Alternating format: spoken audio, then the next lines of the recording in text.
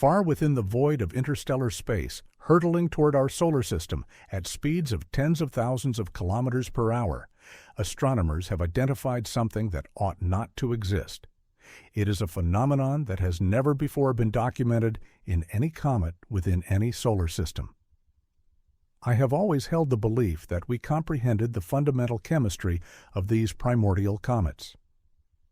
Nickel and iron, bound together since the birth of stellar systems, are released in tandem when the sun's warmth revitalizes a comet's frozen exterior. The object known as 3I Atlas, however, adheres to a completely different set of principles. Spectroscopic examination has uncovered streams of neutral nickel emissions emanating from this cosmic traveler. Yet the iron signatures that would normally be present alongside them are entirely missing.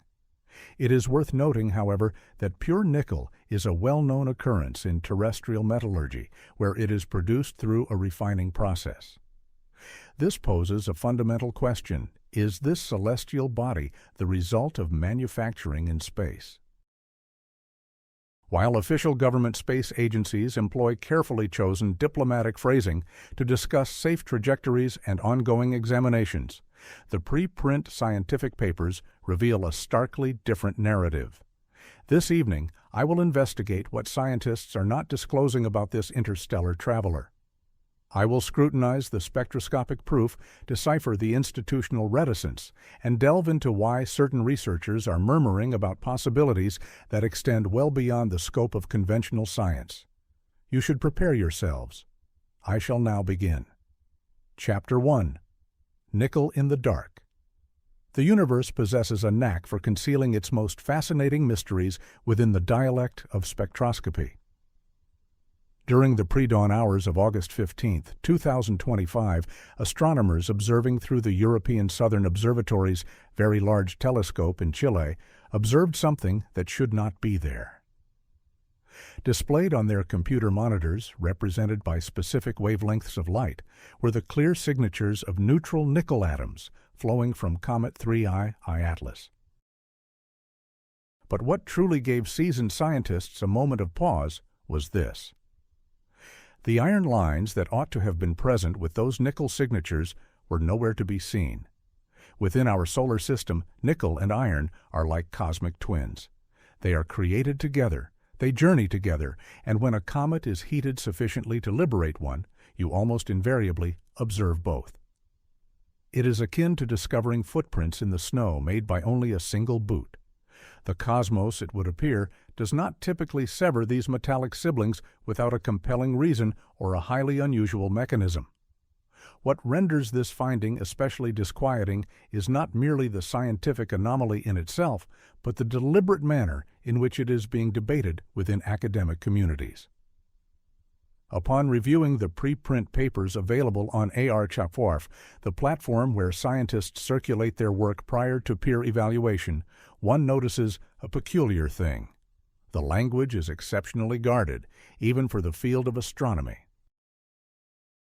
Terms such as mechanism uncertain and unusual physics or chemistry are scattered throughout the technical reports like diplomatic advisories. The trail of instrumental evidence also tells its own story. Research teams utilizing the ultraviolet and visual Echelle spectrograph and the X-shooter instruments at the Very Large Telescope have independently verified these nickel emissions. They have also registered the appearance of cyanide, designated CN by chemists, in spectra from mid-August. These are not the sort of observations one might misread or inadvertently produce. Multiple instruments, multiple teams, and consistent findings. And yet, if one were to browse the mainstream news headlines concerning 3I Atlas, one would notice a strange discrepancy. Certain news sources allude to extraterrestrial possibilities with the directness of a foghorn, while the actual scientific documents read like diplomatic dispatches, precise in technicality but devoid of emotion. This juxtaposition begs a question. What are we truly observing when we gaze into the spectroscopic heart of this interstellar object? There is an additional enigma contained within this cosmic puzzle. 3I Atlas is enshrouded by a coma, which is the nebulous atmosphere surrounding its nucleus, and this coma is dominated not by water vapor, as in most comets, but by carbon dioxide. This CO2 envelope serves as a cosmic fog bank, rendering it almost impossible to discern the solid nucleus it conceals. It is as though the comet is attired in a chemical disguise, disclosing only what it permits us to see. The James Webb Space Telescope has corroborated what was indicated by ground-based observations. This object generates carbon dioxide at a rate that significantly surpasses its water output, with ratios seldom observed in natural phenomena. For comparison, the majority of comets are cosmic snowballs blended with some dry ice. 3I Atlas appears to be the inverse, a ball of dry ice with only a trace of snow. Consequently, I am faced with a series of interconnected puzzles. A comet that emits nickel without its iron counterpart, a composition overwhelmingly of carbon dioxide instead of water. A nucleus concealed by its own discharges, much like a magician behind a veil of smoke and mirrors. And, most compellingly, a scientific community that seems to be selecting its words with exceptional deliberation. The central question that will guide me through this inquiry is deceptively straightforward.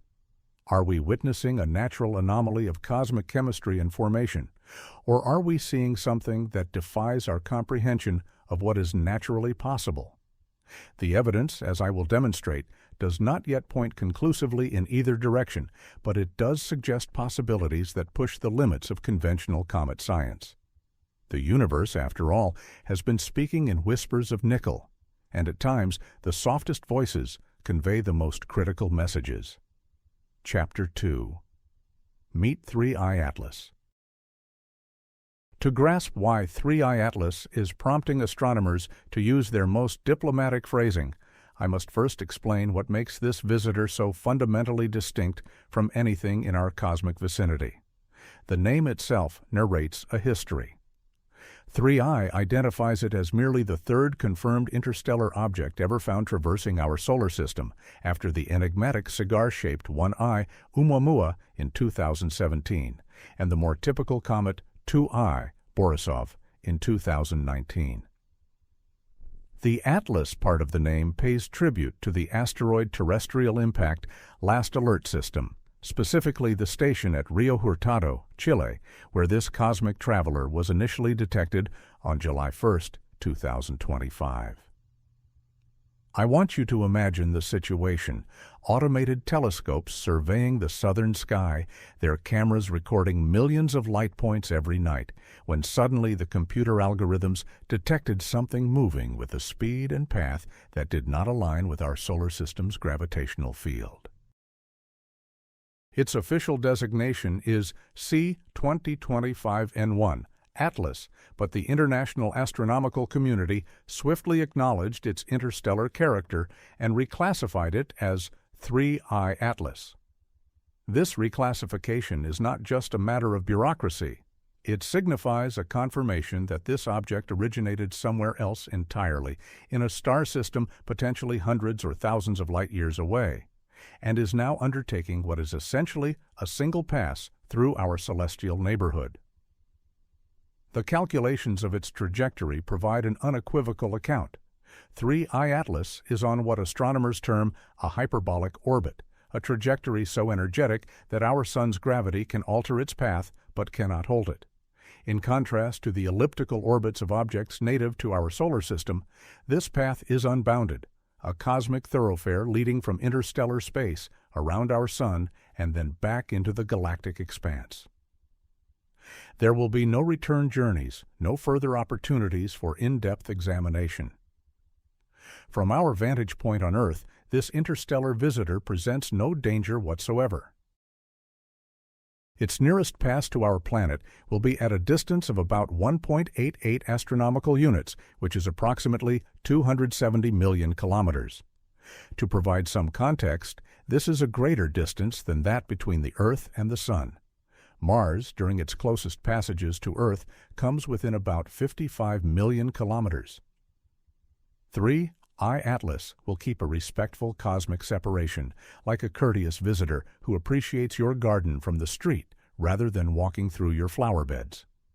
The schedule of its solar encounter introduces another dimension to this cosmic tale. Perihelion, its point of closest proximity to the Sun, is projected for around October 30th, 2025, at a distance of about 1.4 astronomical units from our star. This positions it just within the orbit of Mars, near enough to experience substantial solar heating, yet distant enough to evade the extreme temperatures that might entirely disintegrate a small nucleus. Regarding its velocity, 3I Atlas is moving through our solar system at tens of kilometers per second relative to the Sun. The racing through headlines you may have seen are accurate in a technical sense, but they can be deceptive. This speed is perfectly ordinary for interstellar objects. What is noteworthy is not the speed in itself, but the fact that this velocity stems from its movement through the galaxy, not from our Sun's gravitational pull. The period of its visibility poses both chances and difficulties for observers on Earth. Following its perihelion in late October, 3I Atlas will seem to draw nearer to the Sun from Earth's perspective, making observations progressively harder through November as it nears what is known as solar conjunction, the point where it vanishes in the Sun's brilliance. However, this celestial game of hide-and-seek concludes in early December 2025, when the comet reappears on the other side of the Sun for what could be our last extended window of observation. One of the most vexing parts of studying 3 Atlas is how little we can directly see of its nucleus. The Hubble Space Telescope, despite its remarkable abilities, has only managed to determine an upper limit of around 5.66 kilometers for the nucleus's diameter. This is not a shortcoming of our most sophisticated space-based observatory. It is a demonstration of how effectively the comet's own discharges mask its solid center. I want you to imagine attempting to study a campfire by examining the smoke instead of the fire itself. That is fundamentally what we are doing with 3I Atlas. The nucleus itself stays concealed behind its own coma, that hazy atmosphere of gas and dust that reaches tens of thousands of kilometers from the minuscule solid core. This observational difficulty is even more pronounced when we compare 3I Atlas with its interstellar forerunners. 1. Oumuamua seemed largely inactive, emitting no discernible coma despite its strange, elongated form and unexplained non-gravitational movement. 2x2. Borisov, in contrast, acted exactly like a comet from our solar system, featuring a splendid tail and a composition consistent with what we would anticipate from our own Kuiper Belt objects. 3I Atlas is in a middle position that is somehow more confusing than either of the extremes. It is clearly active, producing the gas and dust emissions we link with comets. But the chemistry of these emissions tells a story unlike any comet I have ever studied. It is a story told in nickel lines without iron, in carbon dioxide levels that far exceed water production, and in cyanide signatures that appeared exactly when theoretical models predicted they would. As I will soon discover, this cosmic visitor's unwillingness to disclose its secrets might be its most revealing characteristic of all. Chapter 3. The Carbon Dioxide Shroud. Most comets are celestial snowballs with a hidden truth. Underneath their grimy ice surfaces lies a chemistry predominantly of water, the very molecule that makes Earth's oceans feasible and life as we understand it conceivable. 3I Atlas, however, appears to be following a completely different playbook. The spectroscopic analysis from the James Webb Space Telescope indicates a coma composed not of water vapor, but of carbon dioxide, and in proportions that test the limits of what astronomers deem standard for these ancient cosmic relics. The figures, while still undergoing refinement through peer evaluation, point to a carbon dioxide to water ratio of roughly 8:1. To appreciate how exceptional this is, one should know that most comets in our solar system generate water and carbon dioxide in nearly inverted proportions. It is akin to finding a snowman constructed mainly from dry ice, with only a light coating of regular snow. It is technically feasible, but so out of the ordinary that it requires a justification. This prevalence of carbon dioxide results in what I might term a cosmic fog bank. Unlike water vapor, which is fairly see-through at many light wavelengths, carbon dioxide creates a dense, optically thick covering around the nucleus. Consequently, even our most advanced instruments find it difficult to penetrate this chemical screen to see the solid core within. It is as if 3I Atlas is donned in a mantle made from its own discharges, showing us only what it decides to reveal. The initial findings from the SphereX mission contribute another element to this puzzle. Their images display an expansive carbon dioxide coma devoid of any noticeable jets or streamers, those typical features that usually indicate active zones on a comet's nucleus. Instead, 3 Atlas seems to be releasing gas evenly from its entire surface, or at least in a pattern so balanced that individual jets merge into a smooth, indistinct luminescence. The images from the Hubble Space Telescope support this impression of concealment.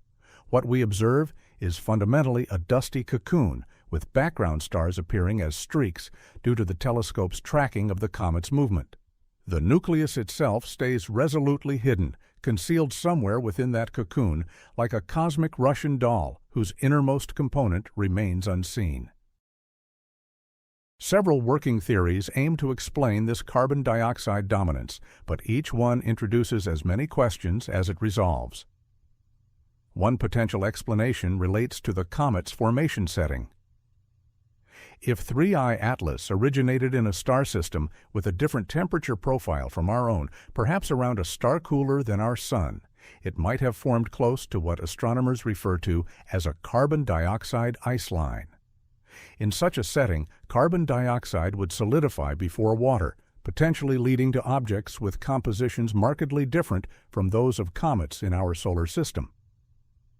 Another theory centers on thermal evolution and surface physics.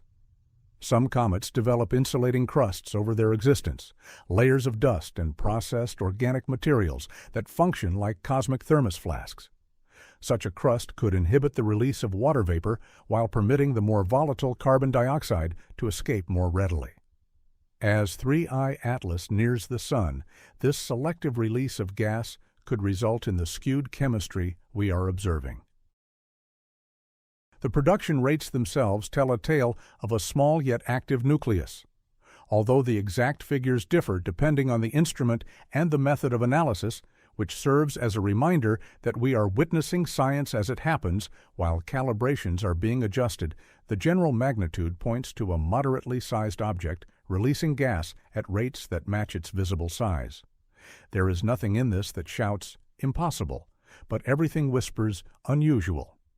Media reports have eagerly adopted the cloak metaphor, sometimes suggesting a deliberate act of hiding rather than a natural outcome of chemistry and physics. This choice of words tells us something about how we interpret cosmic enigmas. When nature acts in unforeseen ways, we often personify the event, ascribing intent where there might only be the unavoidable consequence of unfamiliar physics operating in an alien context. The carbon dioxide shroud also complicates every other measurement I wish to take. Dust production rates, nucleus rotation periods, surface temperature mapping, the search for jets or active regions, all these observations become more difficult when viewed through a dense, chemically active atmosphere. It is like attempting to study a lighthouse bulb from within a dense fog. You can tell that something bright is occurring, but the specifics remain frustratingly hidden. What makes this even more compelling is the timing of our observations. Different instruments observing at different times can yield seemingly conflicting results that are later harmonized as we gain a better understanding of the coma's temporal changes. A spectrum recorded in July might indicate one carbon dioxide to water ratio, while an August observation shows a different figure, not because the measurements are incorrect, but because comets are dynamic systems that alter as they move toward and away from the Sun. The carbon dioxide puzzle becomes more profound when we think about its implications for the nucleus's composition. If the coma is primarily carbon dioxide, what does that reveal about the solid ice mixture from which these gases are sublimating? Are we observing a fundamentally different kind of planetary building block, one that was formed under conditions so dissimilar to our solar system's early environment that it challenges our models of how planetary systems are formed? Or perhaps, as I will investigate further, the carbon dioxide shroud is telling us something entirely different. Something about processes that do not normally happen in nature, or about a visitor whose origins might be more peculiar than even interstellar space typically offers. The fog bank around 3I Atlas is not just blocking our view of its nucleus, it might be blocking our understanding of what is possible in the universe itself. Chapter 4. The Official Line. When government space agencies discuss 3 Atlas, their words are chosen with the meticulous precision of diplomatic messages. NASA's official communications resemble a checklist created to inform without causing alarm. Interstellar comet, safe trajectory, perihelion around October 30th, 2025, at about 1.4 astronomical units from the Sun, closest approach at roughly 1.88 astronomical units. No danger to our planet. The information is delivered with the emotional neutrality of a weather forecast, factually correct and reassuringly ordinary. This controlled tone is not by chance. Space agencies have learned important lessons from past encounters with unusual celestial objects. The public's response to 1A Oumuamua's strange features led to everything from serious scientific discussions about hydrogen icebergs to rampant speculation about alien vessels. With 3I Atlas exhibiting its own set of anomalous traits, NASA and its global partners seem to have concluded that a conservative communication strategy is the most prudent course of action. The European Space Agency mirrors NASA's cautious stance, stressing the same safe distances and lack of threat to Earth, while also mentioning the object's velocity and late October perihelion date. Their press releases are exercises in measured reassurance, offering just enough detail to satisfy public interest while steering clear of anything that might ignite speculative discussions. The Minor Planet Center, which acts as the official hub for observations of asteroids and comets, has been equally reserved. Their minor planet electronic circulars conscientiously log astrometric data, the exact positions required to compute and refine the object's path. But they refrain from any interpretive remarks. They function as the cosmic equivalent of court reporters, documenting events without offering any editorial opinion. The public communications from the Hubble Space Telescope program adopt a similar approach. Their Astronomy Picture of the Day feature displays the comet as a blurry spot against a background of star trails, with descriptions that highlight the hyperbolic orbit and size limitations while studiously avoiding any conjecture about the object's unusual characteristics. Even when showcasing visually impressive images, the accompanying text maintains a scientifically neutral tone. This conservative strategy also applies to the blog posts and press releases from the James Webb Space Telescope team. Despite carrying out some of the most thorough spectroscopic examinations of 3I Atlas, their public statements adhere to safe phrases like analysis underway, preliminary results, and further observations planned. They provide links to preprint papers instead of making definitive statements, allowing the technical literature to speak for itself while sidestepping institutional backing of any specific interpretation. Behind this guarded public image lies a more intricate situation. The very agencies that are funding comprehensive observations with the world's most sophisticated telescopes are clearly regarding 3I Atlas with enough seriousness to allocate valuable observing time from instruments that are overbooked by factors of 10 or more. The James Webb Space Telescope does not observe random targets. Every minute of its operation is worth thousands of dollars and is the result of months of competitive proposal reviews. The timeline for visibility adds a sense of urgency to these observations. 3I Atlas will probably move too close to the Sun for safe viewing from Earth sometime in late September, staying concealed by solar glare until early December 2025. This leaves a brief period for detailed study before perihelion, and another short chance afterward when the comet reappears from conjunction. The agencies are aware that this is essentially a single opportunity. If they miss the chances this year, 3I Atlas will vanish into interstellar space for good. What is especially noteworthy is what the official statements omit. There is no reference to the nickel emission lines found by teams at the European Southern Observatory. There is no talk of the unusual carbon dioxide to water ratios. There is no mention of the cyanide detections or their timing. This is not necessarily a case of secrecy. It is standard procedure to allow the peer review process to be completed before making official declarations about potentially major discoveries. The jargon-heavy nature of official communications also serves a strategic function.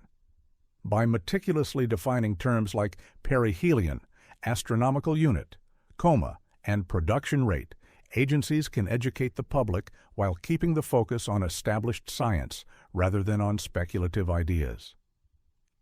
It is a method of keeping the discussion rooted in observable phenomena instead of letting it wander into theoretical realms. The coordination among multiple observatories tells its own story about institutional priorities. The James Webb Space Telescope, Hubble Space Telescope, and SphereX missions have all been tasked with observing 3I Atlas, indicating high-level interest despite the restrained public tone. When space agencies coordinate observations across several billion-dollar facilities, they are signaling the scientific significance of the subject, even if they do not state it explicitly in press releases. The peer review timeline introduces further tension between public interest and institutional prudence.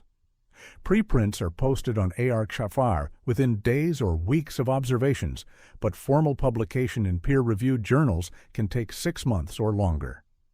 During this interval, the most compelling findings are in a state of scientific limbo, important enough for researchers to share with their peers, but not yet confirmed enough for agencies to risk their reputations on.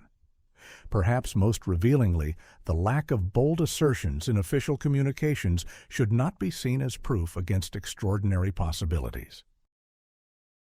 Space agencies learned from Oumuamua that unusual objects can lead to unusual theories, some of which are later confirmed and others which turn out to be embarrassingly incorrect. In this context, stating "we don't know yet" is both intellectually honest and institutionally wise. The official line, in essence, may be less about what space agencies know and more about what they are prepared to state before the scientific process has fully concluded. Chapter 5. The Lab Notes and Preprints. While government bodies maintain a diplomatic silence, the scientific community functions in an entirely different sphere, one where intellectual curiosity outpaces institutional prudence and findings are disseminated via preprint archives long before bureaucratic approval can impede their progress. Regarding 3I Atlas, this parallel world of laboratory records and initial results presents a much more captivating narrative than official press releases imply. The teams at the European Southern Observatory, utilizing the Very Large Telescope's UVEs and X-shooter instruments, have been exceptionally open in their submissions to Arc-Chaffar. Their mid-August observations, which recorded neutral nickel emission lines without the expected iron signatures, constitute the type of discovery that leads seasoned spectroscopists to meticulously re-examine their instrument settings. When several independent instruments verify the same unusual finding, it transitions from being merely interesting if confirmed to requiring an explanation. The timing of these observations is of immense importance. Spectra from early July captured what was essentially a baseline version of 3I Atlas at a greater distance from the Sun, with relatively subdued outgassing and typical cometary behavior. The mid-August observations, as the comet drew nearer to the Sun and its surface temperatures increased, revealed the appearance of both the nickel lines and discernible cyanide emissions.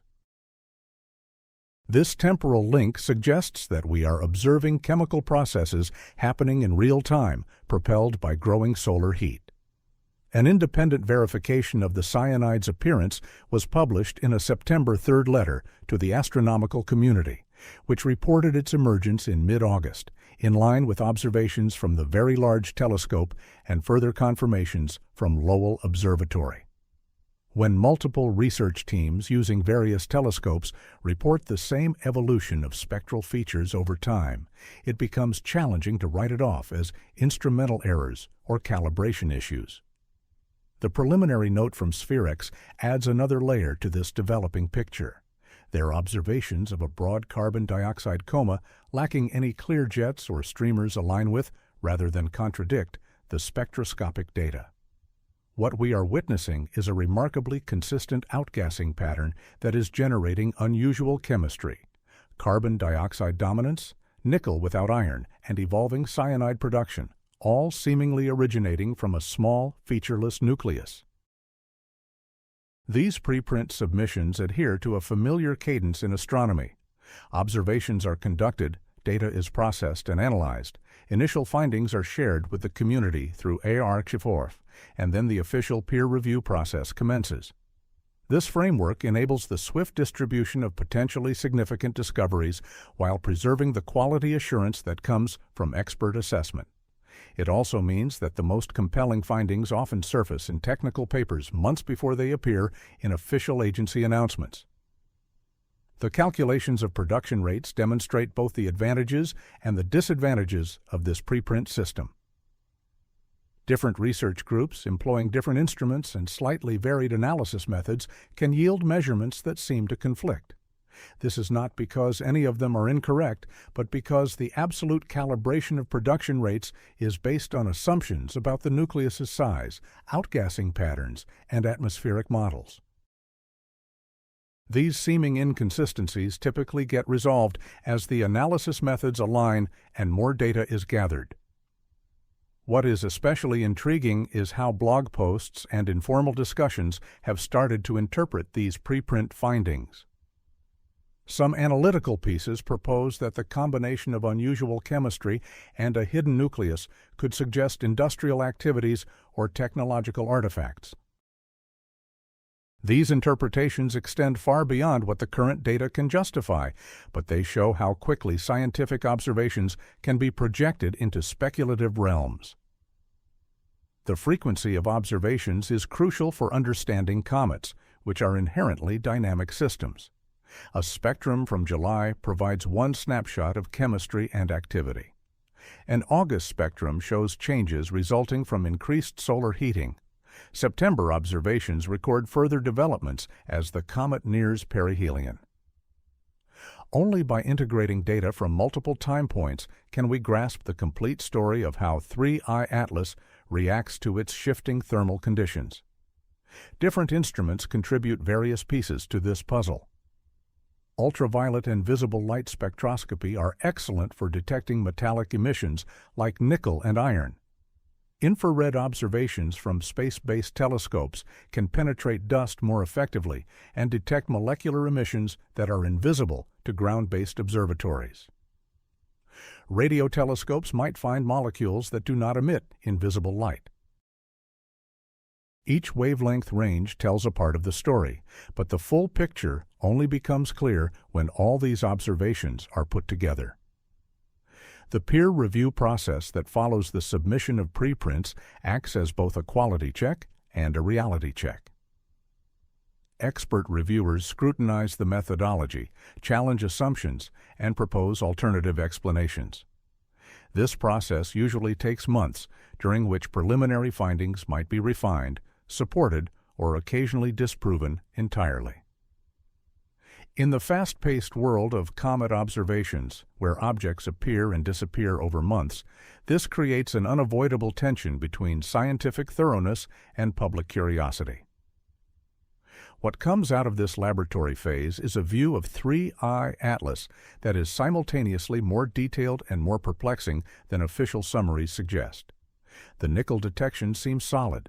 the carbon dioxide dominance appears to be real.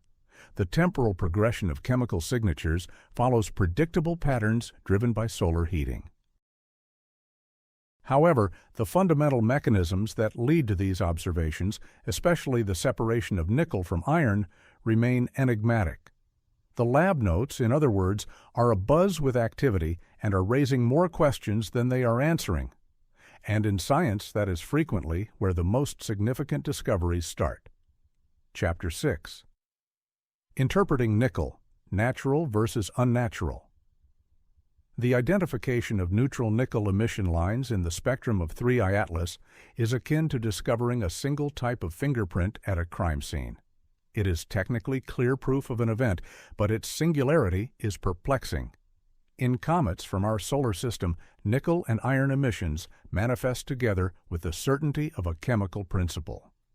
When comets warm up enough to release metallic grains trapped in their ice, both metals typically show up in spectroscopic data because they are formed together during stellar nucleosynthesis and stay together throughout the planetary formation process. 3I Atlas defies this principle, and the question now is whether we are observing an exotic but natural form of chemistry or something that challenges our understanding of what can occur without technological involvement. The natural explanations for the separation of nickel and iron, while theoretical, are not outside the bounds of known chemistry and physics. One potential explanation is selective volatility, the concept that under particular temperature and pressure conditions, compounds containing nickel might sublimate, while those with iron remain in a solid state. This could happen if the comet's composition includes organic molecules that preferentially bond with iron, preventing it from escaping into the gas phase while allowing nickel to be released freely. Another natural process could involve surface chemistry, altered by space weathering over millions of years in interstellar space. Bombardment by cosmic rays and exposure to the interstellar medium could chemically modify surface materials in ways that affect how metals are bound and released. If 3I Atlas has spent a considerably longer time in interstellar space than typical Oort cloud comets spend between star encounters, such weathering could lead to a surface chemistry unlike anything we observe in objects from our solar system. The compositional heterogeneity hypothesis posits that 3I Atlas might have formed in a stellar environment with a different metallicity than our own solar system. Some stars are formed with different proportions of heavy elements, depending on their location in the galaxy and the composition of the molecular cloud from which they originated. A comet formed around a metal-poor star might naturally possess nickel and iron in unusual ratios or chemical forms. Perhaps the most compelling natural explanation involves carbonyl chemistry.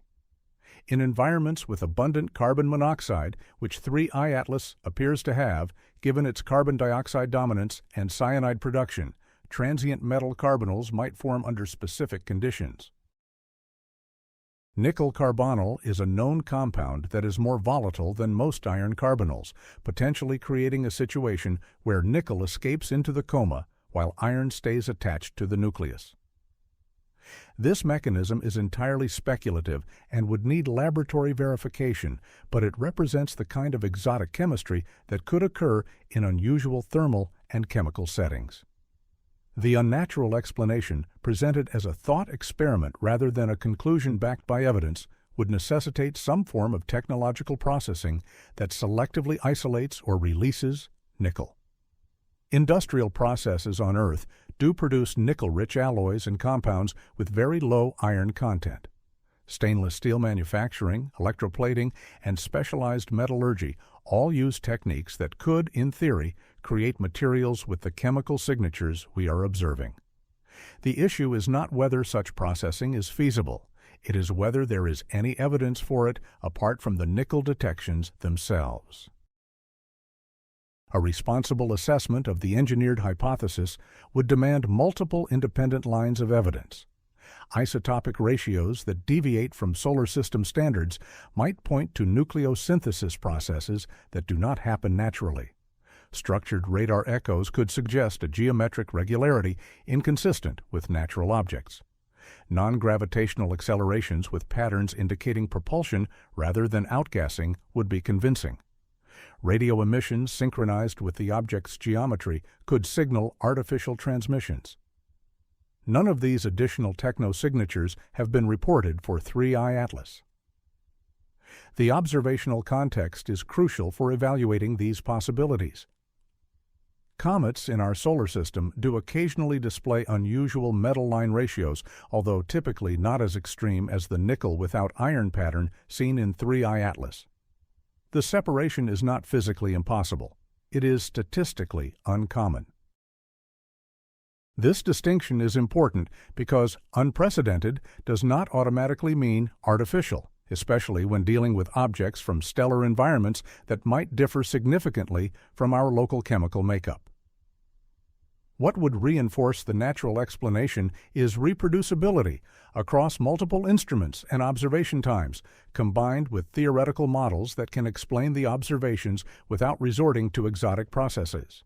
If the nickel emissions consistently appear as 3I Atlas approaches perihelion, and if its thermal evolution aligns with predictions from models of selective outgassing or unusual surface chemistry, the case for a natural but exotic chemistry becomes stronger.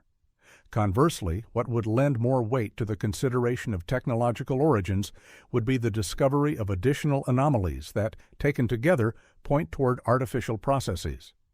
A single unusual chemical signature might be explainable by natural means, but multiple independent anomalies that all suggest technological origins would be much harder to dismiss. The key term is independent.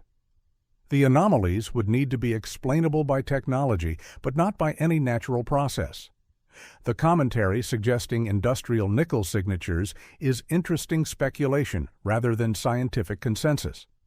Such ideas should be considered as hypotheses to be tested, not as conclusions to be embraced, and they must be held to the same evidentiary standards as any other scientific assertion. The burden of proof for extraordinary claims remains exceptionally high, regardless of how persuasive the speculation might seem. Current observations offer one piece of a much larger puzzle.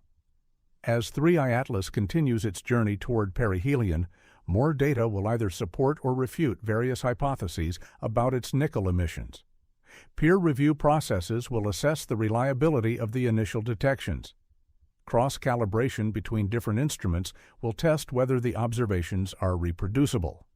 Theoretical work will explore whether known chemistry and physics can account for what we are seeing. For now, the nickel hints at possibilities without declaring any conclusions. And in the precise language of science, whispers often hold more significance than proclamations. Chapter 7. Why Scientists Hold Back. The journey from raw astronomical data to solid scientific conclusions travels a convoluted path that the public seldom witnesses, one that involves calibrations upon calibrations, systematic error analysis that can take more time than the observations themselves, and institutional review procedures designed to avert the kind of high-profile errors that can ruin careers and erode public confidence in science. In the case of 3I Atlas, this typically unseen scientific machinery becomes especially pertinent because the observations are both technically demanding and potentially significant enough to alter our understanding of interstellar objects. I want you to consider the fundamental process that converts photons gathered by a telescope into the spectroscopic signatures that form the basis of scientific findings. First, the raw data must be calibrated against well-known standard stars to set accurate wavelength and flux scales. Next, the sky background, which includes everything from atmospheric emission lines to scattered light from nearby objects, must be removed with mathematical precision.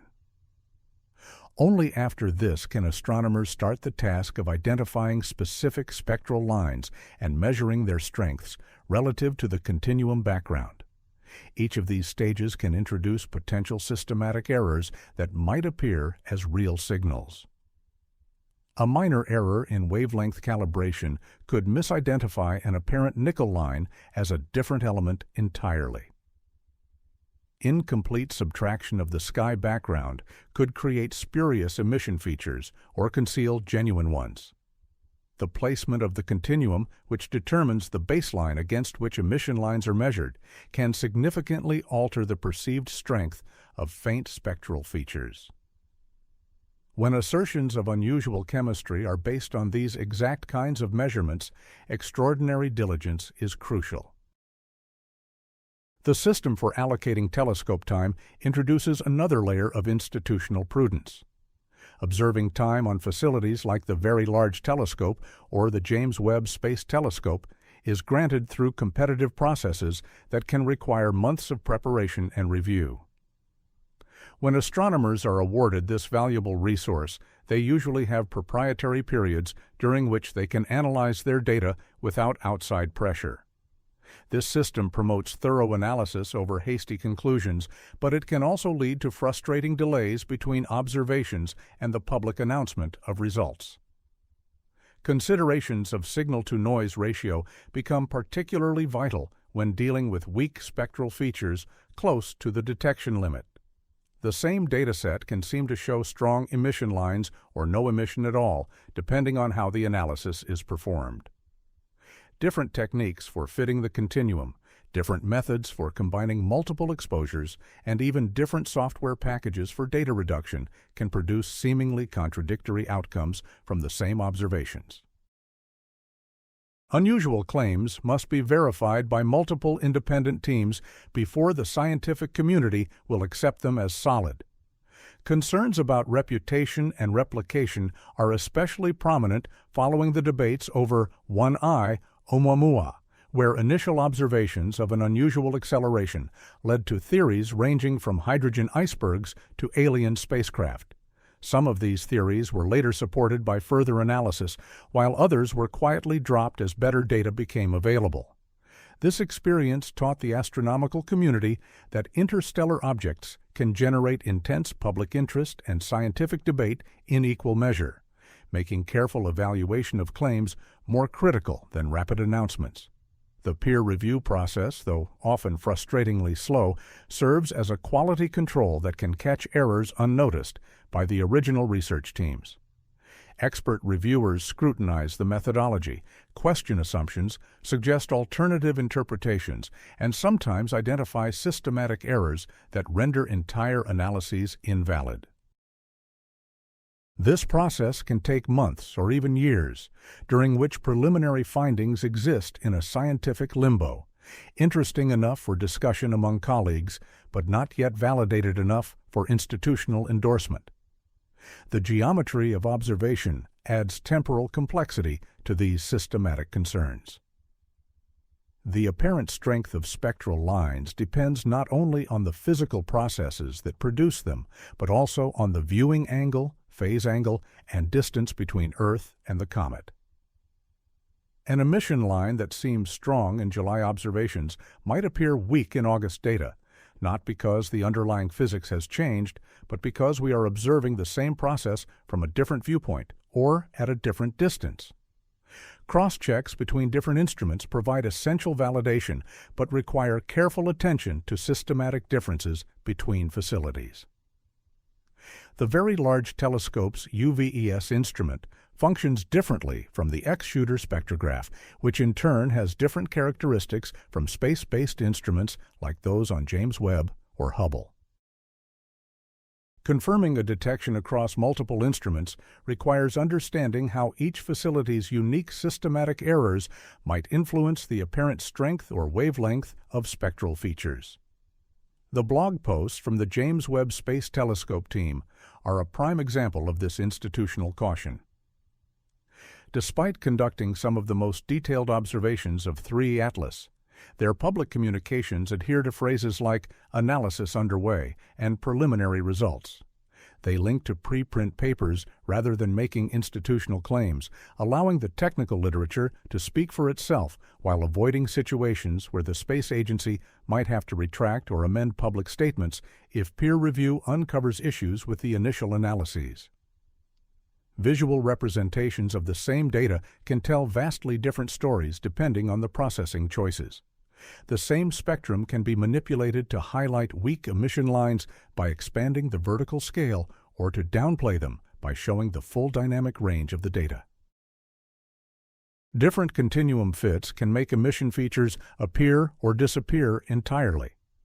When dealing with potentially significant discoveries, researchers must ensure their data presentation choices accurately reflect the strength of the evidence rather than their hopes about what the data might reveal.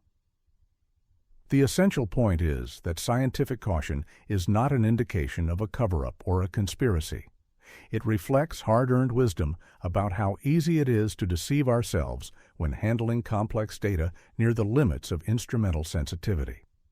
In astronomy, where objects appear and disappear on timescales that do not allow for lengthy analysis, this creates an unavoidable tension between scientific rigor and public curiosity.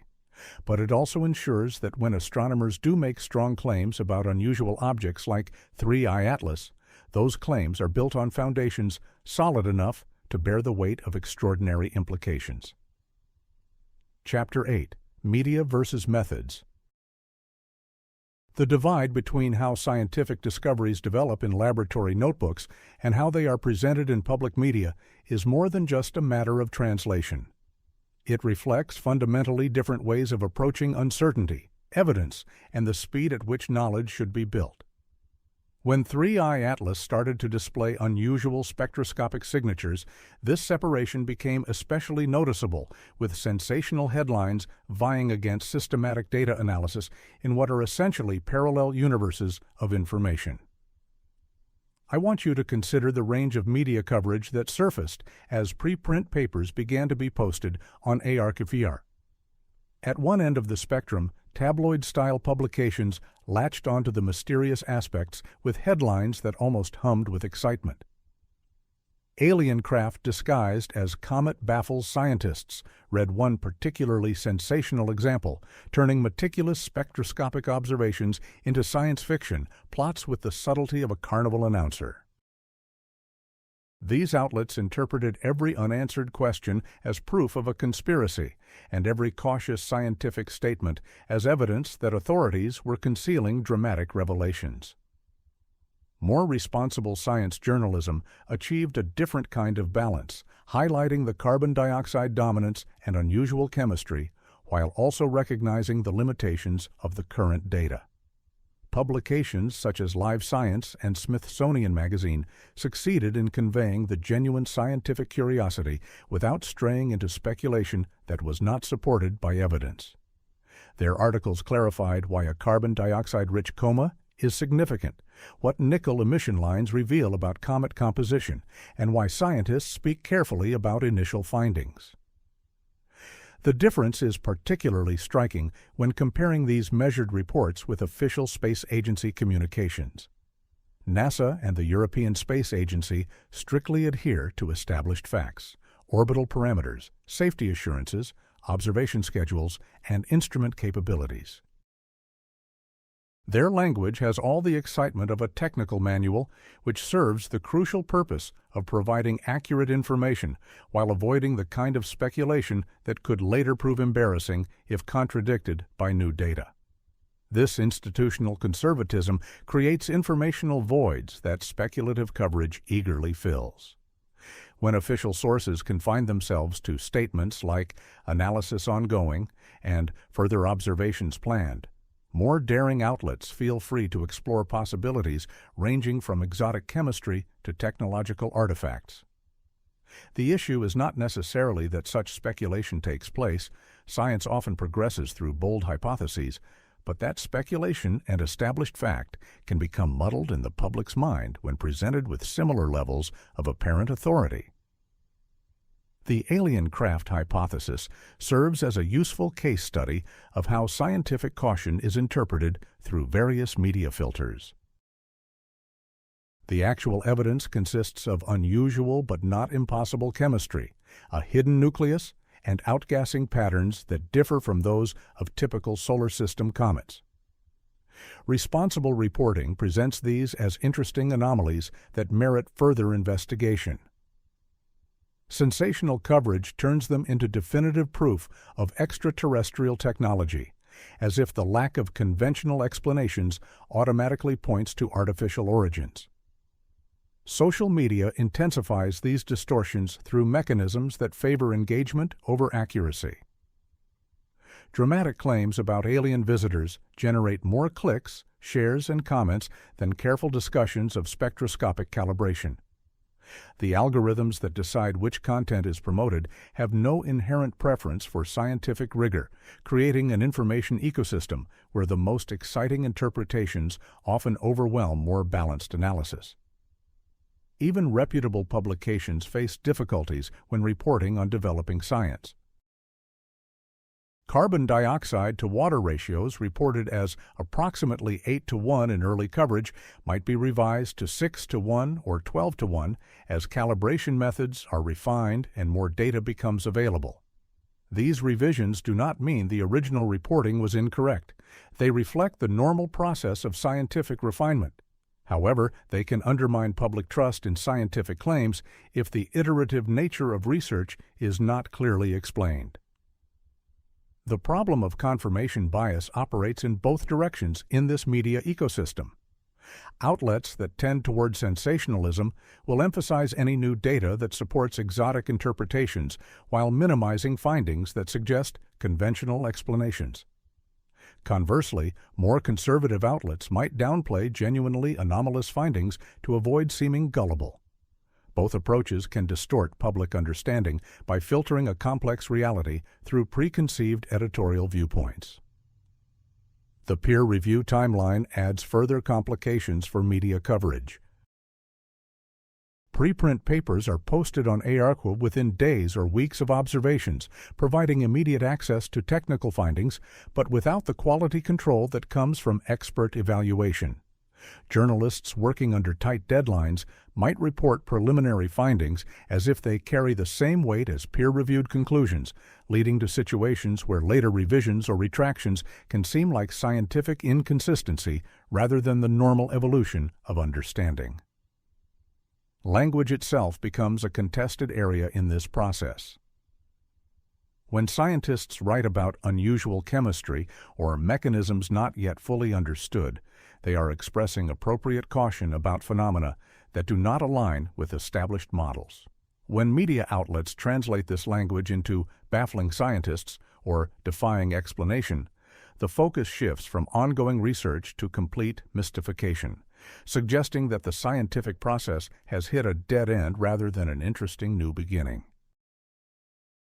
The trust hierarchy that emerges from this analysis suggests a scale of reliability that informed consumers can use to navigate conflicting reports.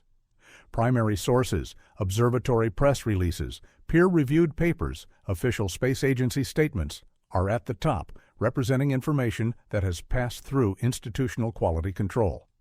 Secondary sources, like established science journalism outlets, provide valuable interpretation and context, but with varying degrees of speculative content. Commentary and opinion pieces, regardless of their quality, represent personal interpretations that should be clearly separated from established findings. Perhaps most importantly, media literacy in the context of astronomical discoveries requires understanding that "we don't know yet" often represents the most honest statement scientists can make about ongoing research. This phrase does not signify failure or a cover-up. It reflects the careful process by which durable knowledge is built from incomplete information. In a media environment that rewards certainty and dramatic revelations, such intellectual humility can seem unsatisfying, but it may be the most valuable information of all. The challenge for consumers of science media is to learn to enjoy the mystery without demanding a premature solution, to appreciate the complexity of real research without losing interest when answers do not come on a news cycle schedule. 3. iAtlas will continue to unveil its secrets on a timeline dictated by orbital mechanics and observational opportunities, not by editorial calendars or social media trends. Chapter 9. The Carbon Dioxide Puzzle Box. The carbon dioxide shroud that envelops 3 iAtlas functions like a cosmic puzzle box where every effort to comprehend one aspect of its chemistry uncovers further layers of complexity underneath. This is not merely a case of unusual composition. It is a consistent pattern of observations that challenges our understanding of how comets are formed, how they evolve, and how they interact with their stellar surroundings. The more my understanding of this chemical shroud deepens, the more inquiries it prompts concerning what is concealed beneath. The core enigma starts with production rates that appear almost contrary to those of typical comets. A majority of comets in the solar system generate water vapor as their primary outgassing substance, with carbon dioxide fulfilling a subordinate function. 3 Atlas seems to function under entirely distinct principles, creating carbon dioxide at levels that overshadow water production by magnitudes that test the limits of what I consider conventional for these ancient celestial bodies. I find it akin to finding an inverted snowman, fashioned predominantly from dry ice with only a light coating of ordinary snow. This inversion in composition influences every facet of my study of the comet. Carbon dioxide gas is optically dense across numerous wavelengths, which means it absorbs and diffuses light in a manner that makes it challenging for my instruments to see through to the nucleus below. In contrast to the relatively clear water vapor comas of standard comets, 3 Atlas envelops itself in its carbon dioxide atmosphere like a chemical mantle, disclosing only what it permits me to see and hiding all else behind a thick, chemically reactive haze. The subsequent observations contribute another layer to this enigma by what they fail to reveal. Clear jets or streams that would signify active zones on the nuclear surface. Most comets manifest asymmetrical outgassing patterns as solar warmth focuses on regions with varying compositions, alignments, or thermal characteristics. 3 Atlas, however, seems to release gas uniformly from its entire exterior, forming the uniform, symmetrical coma that complicates the study of the solid object underneath. This uniformity could suggest a nucleus that is remarkably uniform in its makeup, with carbon dioxide spread evenly throughout the body, instead of being concentrated in particular areas. On the other hand, it might imply a surface layer or crust that moderates outgassing in a way that conceals underlying compositional differences. Either explanation suggests formation or evolutionary pathways that are substantially different from the processes that formed the comets of our solar system. The temporal progression of the carbon dioxide output offers vital insights into the fundamental physics involved. As 3 Atlas approaches the Sun, heightened solar warmth should cause shifts in its outgassing rates and chemical characteristics. The appearance of cyanide emissions in mid-August, concurrent with the nickel findings, indicates that I am observing a sophisticated chemical system reacting to fluctuating thermal states in real time. The geometry of the observations is immensely important for deciphering these shifts. Phase angles, which represent the angle between the Sun, the comet, and Earth, influence how I perceive both the reflected sunlight and the thermal radiation from the nucleus and coma. A jet or active area that is hidden from one observation angle might become apparent from another. This implies that declarations of no visible jets must be interpreted as specific to the time and viewing geometry rather than as conclusive statements about the comet's activity patterns. Hubble's imaging limitations highlight the observational hurdles presented by the carbon dioxide covering. Even my most sophisticated space-based telescope can only set upper bounds on the nucleus's size instead of making direct measurements, because the solid center stays concealed by its own emissions. I liken it to attempting to examine a light bulb from within a dense fog. I can tell that something luminous is occurring, but the specifics remain vexingly hidden. The James Webb Space Telescope's infrared instruments open a new portal into this chemical conundrum. Carbon dioxide emissions that are impenetrable at visible wavelengths become more see-through in the infrared, enabling JWST to delve deeper into the coma and possibly catch sight of features nearer to the nucleus. Nevertheless, even these sophisticated observations demand meticulous modeling to distinguish authentic nucleus characteristics from the influence of the surrounding atmosphere. Calculations of production rates become especially difficult in this context because they rely on theories about how gas is released from the nucleus and spreads into space. In a standard water-heavy coma, these calculations depend on well-proven models created over many decades of observing solar system comets. 30 seconds. Atlas's carbon dioxide prevalence suggests that many of these conventional assumptions may not be valid, which could result in methodical inaccuracies in my estimations of gas output and nucleus traits. The chemical consequences go beyond mere compositional inquiries to address basic matters concerning the environments where comets form. If 3E Atlas originated in a stellar system with temperature gradients different from our early solar nebula, it might have condensed from a gaseous blend with different proportions of carbon dioxide to water ice. Such formative environments could be found around stars that are cooler than our Sun, or in parts of protoplanetary disks, where carbon dioxide stays in a gaseous state at temperatures that would cause water to freeze. Alternatively, the dominance of carbon dioxide could be a result of evolution after its formation during the object's transit through interstellar space.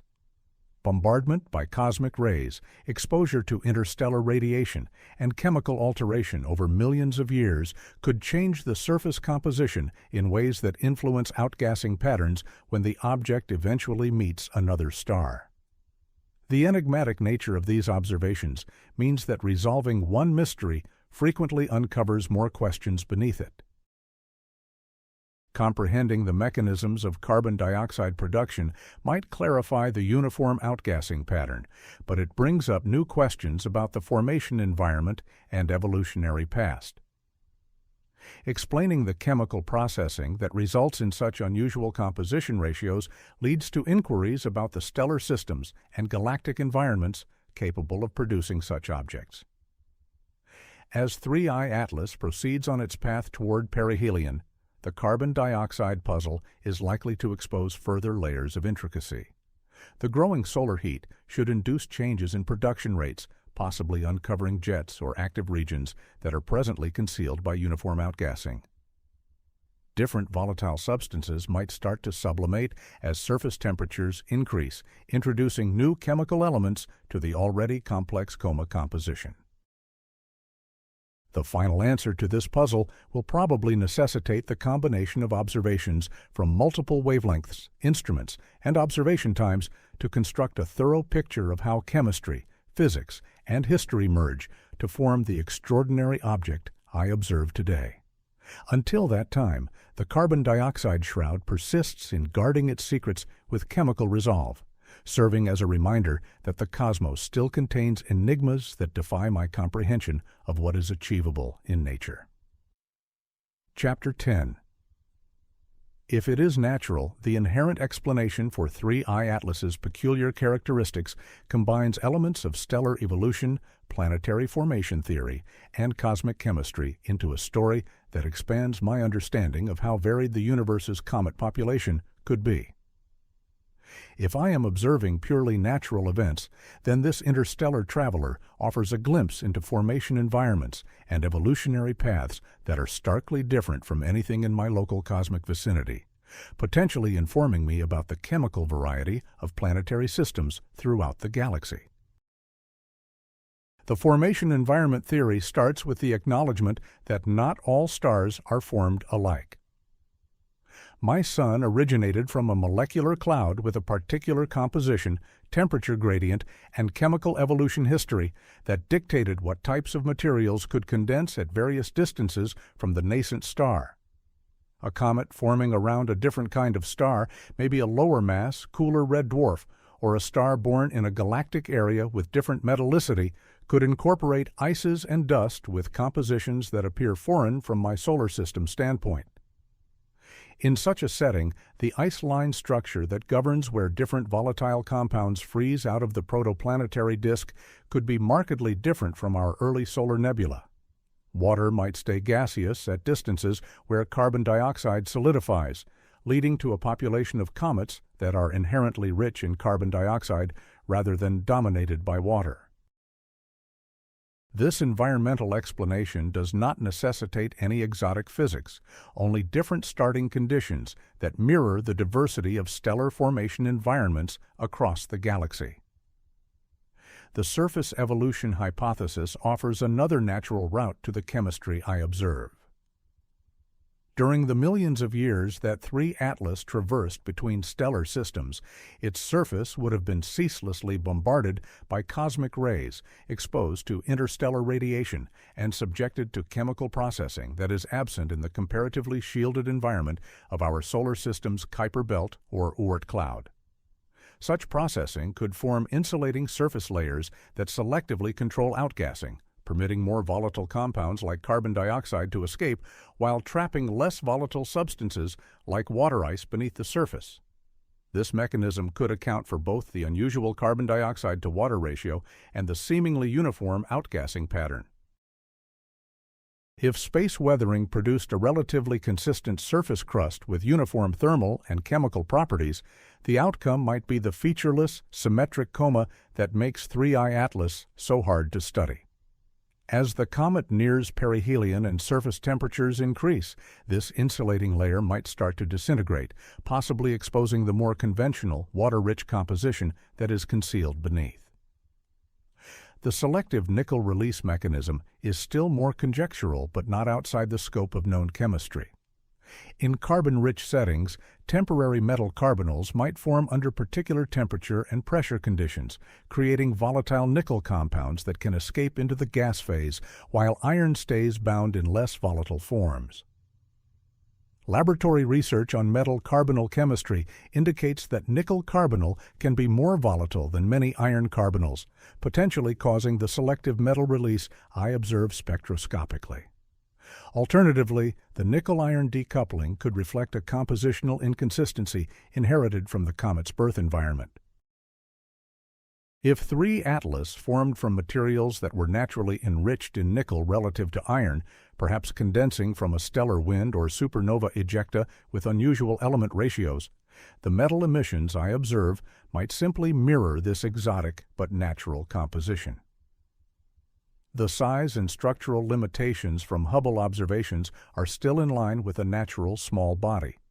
The upper limit of approximately 5.6 kilometers for the nucleus diameter is well within the range of solar system comets, and there is nothing about the dust production or coma morphology that necessitates anything beyond conventional comet physics. The reality that the nucleus stays hidden behind its own emissions is unusual, but not without precedent. Some solar system comets also form optically thick comas that hide direct observation of their solid cores. The temporal progression of chemical signatures provides strong evidence for natural processes. The appearance of cyanide emissions in mid-August, coinciding with the nickel detections and consistent with increasing solar heating, follows patterns I would anticipate from the thermal evolution of volatile-rich materials. If 3I Atlas were an artificial object, I might expect more complex or structured temporal behavior rather than the steady increase in activity driven by simple heating as the object approaches the Sun. The comparison with 2I Borisov provides both comfort and a warning for natural interpretations. Borisov turned out to be entirely conventional in its chemistry and behavior, showing that interstellar objects do not automatically mean exotic origins. However, the fact that 2 consecutive interstellar visitors have displayed such different characteristics implies that I am sampling a diverse population of objects with a range of formation histories and evolutionary processes. If 3I Atlas is indeed natural, it offers unparalleled insights into the diversity of planetary formation environments across the galaxy. Every unusual characteristic, from the carbon dioxide dominance to the nickel-iron decoupling, becomes a clue about stellar systems and chemical processes that I cannot directly observe but can deduce from their frozen remnants that occasionally visit my cosmic neighborhood. The natural narrative also has consequences for astrobiology and planetary science more generally. If comets can form with such dramatically different compositions depending on their stellar environment, then the delivery of volatile compounds to terrestrial planets might differ significantly across various stellar systems.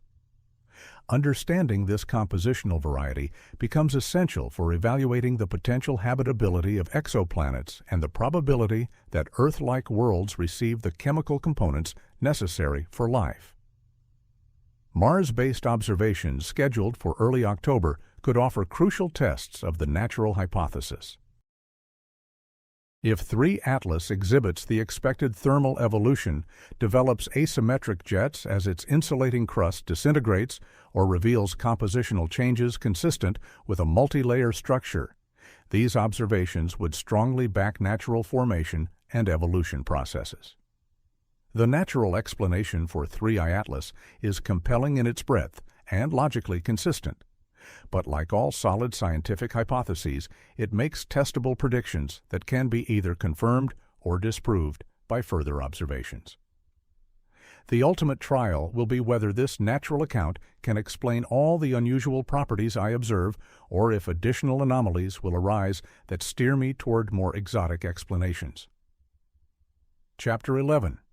If it is not natural, the notion that 3I Atlas might signify something beyond natural comet evolution demands a careful definition of what would serve as credible proof of a technological origin, as opposed to the kind of speculation that can thrive in the absence of data. This intellectual exercise must be founded on the same strict evidentiary criteria that are applied to any extraordinary scientific assertion, while recognizing that my current observations are far from meeting those criteria.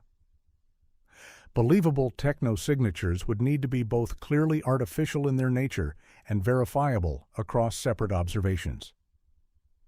Engineered isotopic ratios that systematically deviate from solar system norms could point to nucleosynthetic processes that do not happen in nature, but such measurements would require a level of precision beyond current spectroscopic abilities. Narrowband radio emissions, synchronized with the object's geometry or rotational period, could imply intentional transmission, but no such signals have been found despite monitoring efforts by radio telescopes. Structured radar echoes might uncover a geometric regularity that is inconsistent with natural formation processes. If 3I Atlas had internal hollows, regular surfaces, or organized structural elements, these might be detectable through radar observations when the object gets closer.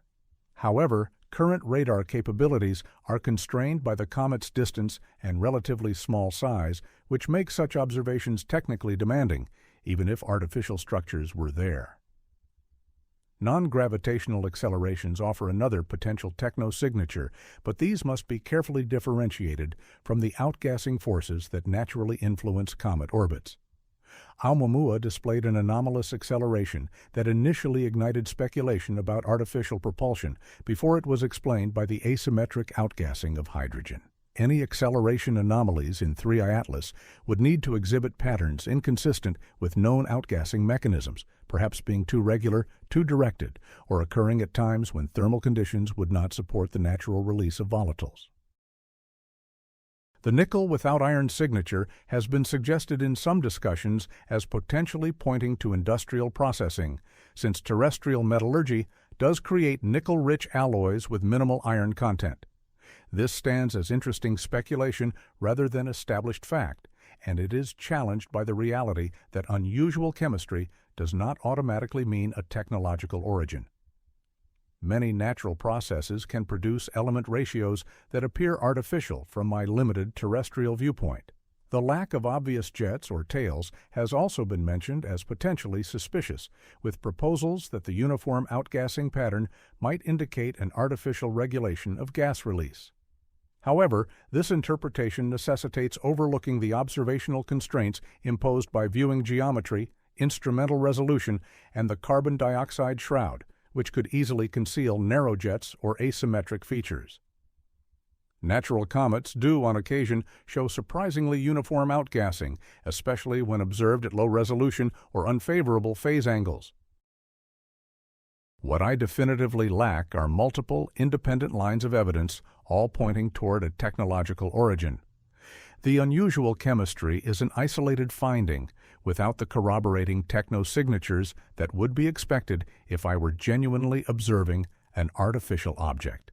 There are no radio signals, no geometric structures visible in images, no isotopic anomalies, and no acceleration patterns inconsistent with outgassing. The absence of such supporting evidence does not confirm a natural origin, but it does place the burden of proof firmly on claims of artificial construction. A responsible assessment of technological possibilities would necessitate multimodal evidence gathered across different types of instruments and analysis methods. Spectroscopic anomalies would need to be confirmed by isotopic measurements. Chemical signatures would need to be supported by structural observations. Any single unusual characteristic could potentially be explained by natural processes I do not yet understand.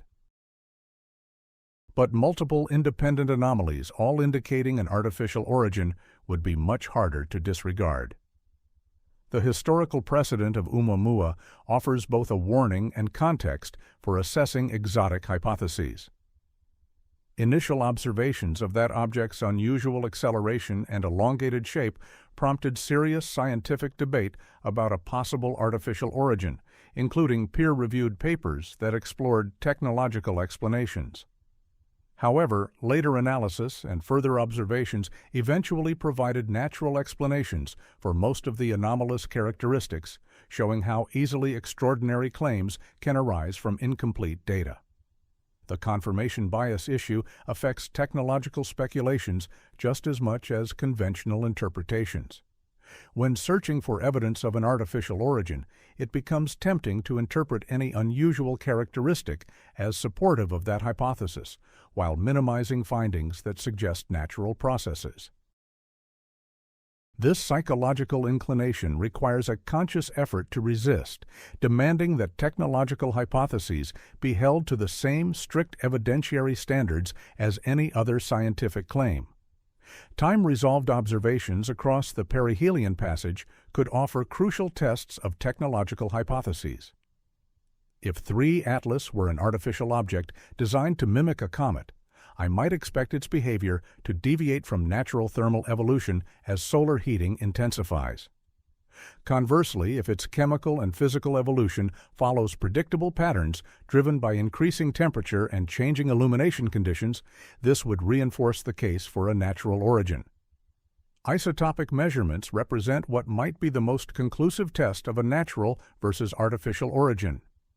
Every stellar system has a distinct isotopic fingerprint that reflects its formation history and nucleosynthetic processes. Natural objects carry isotopic ratios that mirror their birth environment, while artificial objects might exhibit isotopic signatures that reflect technological processing or material sources that do not occur in nature. Such measurements push current spectroscopic capabilities to their limits, but could provide unambiguous evidence for an exotic origin if anomalous ratios were detected. The coordinated radio search efforts that have monitored 3 Atlas are precisely the kind of systematic investigation that technological hypotheses demand. The absence of detected signals does not definitively rule out an artificial origin. Any hypothetical technology might not emit in radio frequencies or might be designed to appear natural, but it does eliminate one of the most apparent potential technosignatures.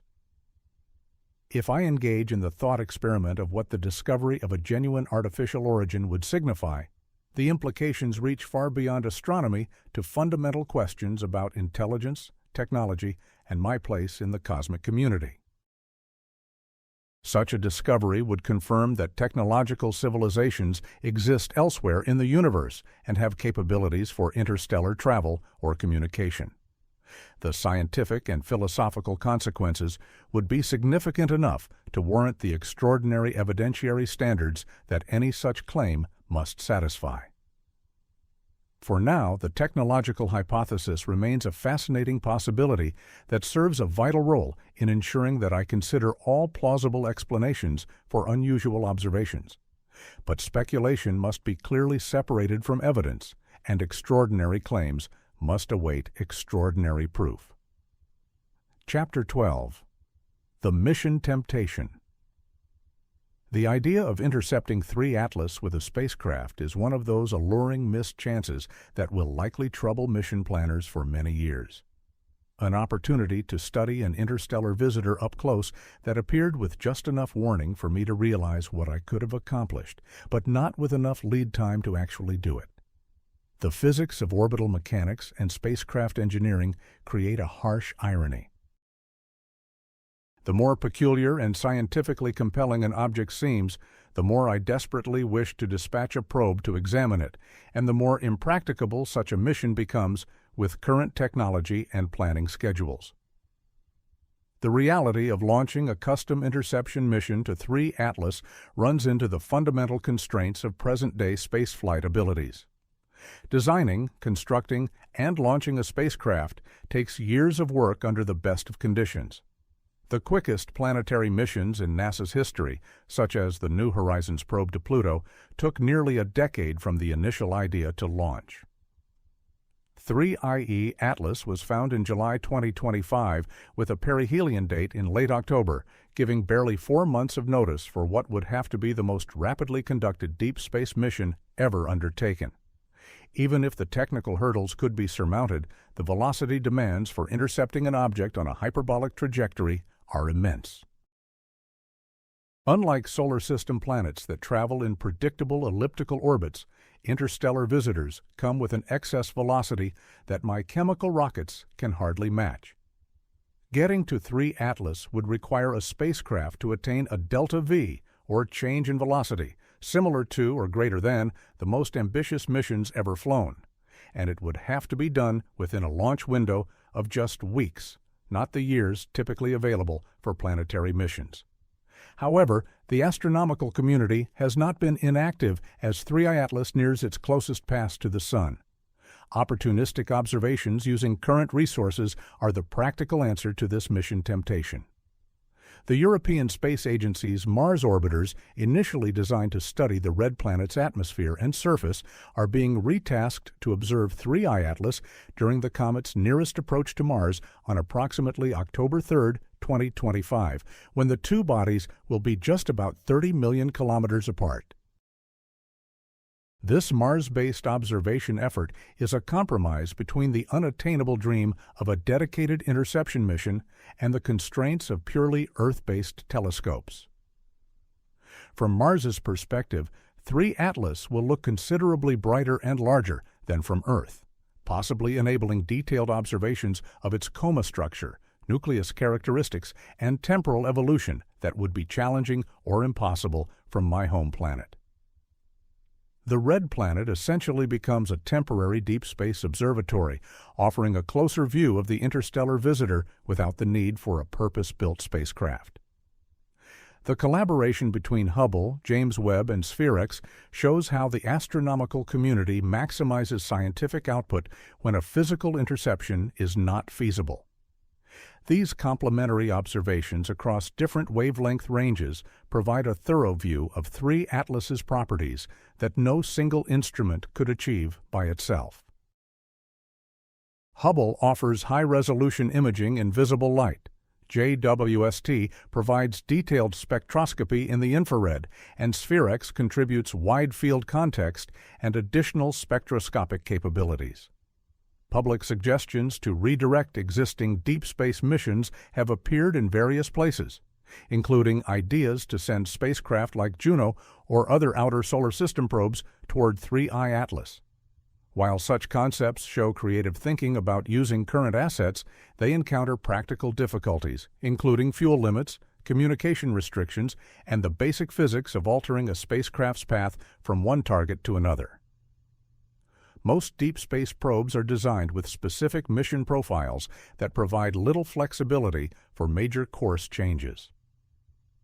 The broader insight gained from this mission temptation is the need for standing capabilities to react to unexpected discoveries.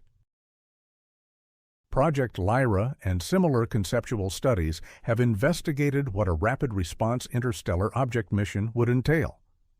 Pre-positioned spacecraft, advanced propulsion systems, and decision-making processes that can function on timelines of months rather than years. Such capabilities do not exist at present, but are logical extensions of current space technology development. The Southwest Research Institute and other organizations have carried out preliminary studies of intercept mission designs, looking at the trade-offs between launch capability, propulsion technology, and scientific payload that would allow for meaningful encounters with interstellar objects. These analyses indicate that, while difficult, such missions are within the realm of possibility, with enough advanced preparation and dedicated resources. The institutional dynamics surrounding potential intercept missions highlight the cautious nature of space agency decision-making. NASA and ESA function on budget cycles and planning horizons that are fundamentally at odds with the rapid response times needed for interstellar object encounters. Even if technical solutions were available, the bureaucratic and financial frameworks for implementing such missions on short notice are still underdeveloped. Future readiness will require not just technological advancement, but also institutional innovation, decision-making processes that can assess and approve missions on timelines of months, pre-approved budgets that can be quickly allocated for unforeseen opportunities, and international coordination mechanisms that can pool resources from multiple space agencies when extraordinary opportunities present themselves. The particular case of 3EY Atlas demonstrates both the potential and the limitations of this approach. If Mars-based observations uncover additional anomalies or confirm the unusual characteristics already seen from Earth, the scientific community will have shown that creative use of existing assets can produce significant results. However, many fundamental questions about the object's composition, structure, and origin will remain answerable only through direct spacecraft investigation. The time pressures created by interstellar object encounters also underscore the importance of ground-based and space-based survey systems that can give earlier warnings of incoming visitors. The sooner an interstellar object is spotted, the more time mission planners have to consider intercept possibilities and devise suitable responses. Projects like the Vera C. Rubin Observatory and the proposed NEO-Surveyor mission could greatly enhance my ability to detect such objects with enough advance notice to permit meaningful spacecraft missions. Perhaps most significantly, the mission temptation sparked by 3I Atlas serves as a reminder that the universe follows its own schedule, not mine. Extraordinary chances for scientific discovery appear when they appear, not when I am ready for them. The question for the space community is whether I will be better prepared to respond when the next interstellar visitor shows up, or whether I will once again be left watching from a distance as cosmic mysteries travel through my solar system and vanish forever into the galactic night. Chapter 13. The Calendar. Time unfolds differently for interstellar travelers than it does for those of us tied to Earth's daily cycles. While I chart my life in seasons and years, 3I Atlas adheres to a cosmic calendar inscribed in gravitational mathematics. Its itinerary set by the exact choreography of orbital mechanics rather than human convenience or interest. Grasping this temporal structure is crucial for valuing both what I have already discovered and what chances remain to solve its riddles. The discovery date of July 1, 2025, signifies more than just the instant when automated telescopes at the Atlas facility in Chile first detected an unusual speck of light moving against the backdrop of stars. It marks the start of a precisely defined observational period that will end permanently when this interstellar visitor leaves my solar system and goes back to the galactic emptiness. Unlike the planets, asteroids, and comets native to my solar system, 3 Atlas provides no second opportunities, no future orbital returns that might offer more chances for study. The approach to perihelion, the closest solar distance, is set for approximately October 30th, 2025, at about 1.4 astronomical units from the Sun, which represents the peak moment of this cosmic event. At this distance, just inside Mars's orbital path, 3I Atlas will encounter maximum solar heating and, presumably, maximum activity. If the comet is to unveil more secrets about its composition, structure, or behavior. This time around, perihelion presents the best chance for such disclosures. The Mars geometry introduces a vital subplot to this temporal story. On approximately October 3, 2025, 3 Atlas will pass within about 30 million kilometers of Mars, a cosmic near-miss that positions the red planet as an opportunistic observation post. This closeness gives European Space Agency orbiters currently studying Mars a rare chance to observe the interstellar visitor from a much closer vantage point than Earth's, possibly providing detail and perspective that would be impossible to get from my home planet. The observational calendar, however, is made complex by the unyielding mechanics of orbital geometry. As 3I Atlas approaches perihelion and then starts its return journey to interstellar space, its apparent position as viewed from Earth will bring it increasingly closer to the Sun in my sky. Sometime in late September or early October, the comet will get too close to the Sun's glare for safe observation by most Earth-based telescopes, entering what astronomers refer to as the zone of solar conjunction. This observational blackout period, which will last through most of November, is one of the most frustrating parts of studying 3I Atlas. Just when the comet should be at its most active and potentially most revealing, it vanishes behind the Sun's overpowering brightness from Earth's viewpoint. Space-based telescopes like Hubble and James Webb have some ability to observe closer to the Sun than ground-based facilities, but even they have limits when targets get too near our star's position. The emergence from solar conjunction in early December 2025 provides what might be my last extended chance to study 3 Atlas before it fades beyond the reach of current instruments. By then, the comet will be moving away from the Sun and likely getting less active, but it will once again be in a position for observation by the full array of Earth-based and space-based facilities that have been monitoring its approach. This post-perihelion observation period will be essential for understanding how 3 Atlas reacts to decreasing solar heat. If the unusual chemical signatures seen during its approach, the nickel without iron, the carbon dioxide dominance, the cyanide appearance, show a predictable evolution as the comet cools, this would back the hypotheses of natural formation and evolution. On the other hand, any unexpected changes or anomalous behavior during the cooling phase could offer more clues about the object's true nature. The preprint and peer review schedule adds another temporal layer to this developing story. Scientific papers detailing observations from July through September 2025 have already started to appear on ARXIF, with initial findings accessible weeks or months before formal peer review. However, the conclusive analyses that include the complete observational dataset from discovery to final visibility will not be available until well into 2026, long after 3 Atlas has vanished from telescopic sight. This delay between observation and full analysis results in a peculiar information landscape where the most intriguing preliminary findings are available quickly but must be viewed with appropriate caution until a more thorough evaluation is completed. The nickel detections, carbon dioxide ratios, and other anomalous characteristics are currently works in progress rather than established science, even as they fuel public interest and scientific speculation. The James Webb Space Telescope, Hubble Space Telescope, and Spherix observing schedules run on their own complex rhythms of target priorities, orbital constraints, and data processing timelines.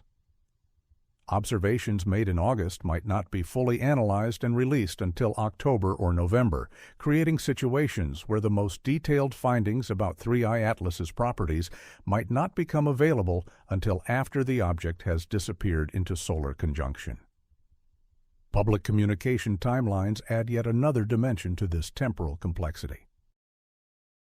NASA and ESA typically follow cautious schedules for releasing observational results, preferring to let peer review processes finish before making strong claims about potentially significant discoveries. This institutional prudence, while scientifically sound, can create information gaps that speculative reports rush to fill during the months between initial observations and formal publication. The safety reminder that runs through every official timeline discussion that 3 Atlas poses no danger to Earth at any point in its trajectory reflects an institutional awareness that cosmic mysteries can cause public anxiety. By maintaining clear communication about orbital parameters and closest approach distances, space agencies offer reassurance while letting scientific investigation continue without unnecessary alarm. Perhaps most tellingly, the calendar of 3I Atlas serves as a cosmic reminder that the universe operates on its own schedule, unconcerned with human convenience or preparedness. This interstellar visitor came when it came, will reach perihelion when orbital mechanics decree, and will leave according to the mathematics of hyperbolic trajectories. My role as an observer is to seize the opportunities provided, knowing that some questions may forever remain unanswered simply because the cosmos does not plan its schedule around my curiosity. The turning of calendar pages toward late October and early December 2025 signals more than just the passing of time. It represents the closing of a cosmic window that will never open again. When 3A Atlas finally dims beyond the reach of my most sensitive instruments, it will take with it whatever secrets I have not managed to uncover, leaving behind only the data I have gathered and the questions I have learned to ask. Chapter 14. Reading Between the Lines. The expression, "what scientists are not telling us," usually suggests a deliberate cover-up or conspiracy. But in the context of 3EI Atlas, it more precisely defines the careful distinctions between what can be responsibly inferred from the current data and what must stay in the realm of speculation until more evidence is available. The space between public curiosity and scientific certainty is not proof of secrecy. It is a reflection of how knowledge is built from incomplete information under conditions of genuine ambiguity. The unresolved question of the nickel without iron robustness perfectly illustrates this distinction.